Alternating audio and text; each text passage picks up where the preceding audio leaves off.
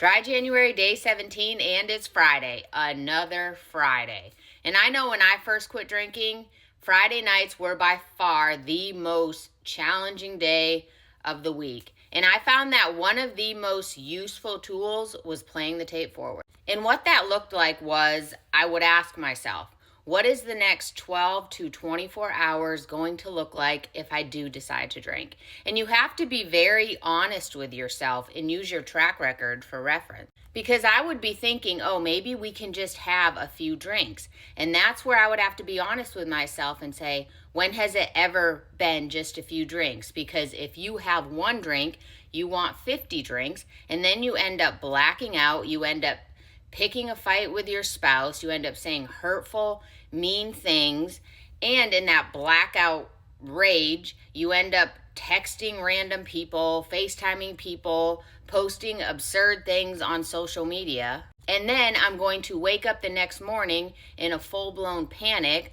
full of anxiety, regret, guilt, and shame, and I'm going to look at my phone and have to relive all the embarrassing things that I did. I'm going to have a horrible hangover, probably going to be throwing up. My spouse is going to be mad at me.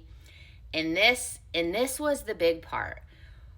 I would realize that I had blown my sober streak, and that would completely give me that F it attitude. And of course, it's the weekend, so I would think, oh, well, we might as well just start over on Monday. And then there I would be caught up in that vicious cycle all over again, playing it all forward. And that's what it's going to look like if I do decide to drink. And it worked. It helped me. Like it didn't make the craving or the urge go away, but it helped me to be able to fight through it.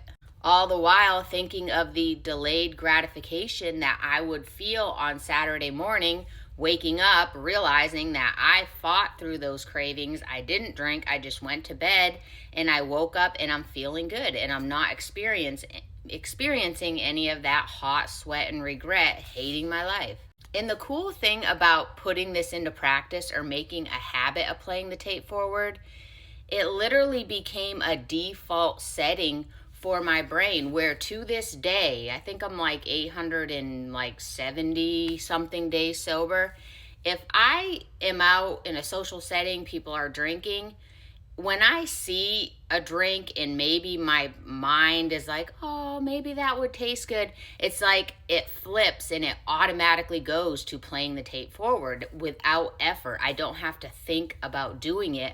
My brain just automatically does that. I trained my brain to think like that, and it is a very powerful tool, so use it. Dry January, day 17, let's go.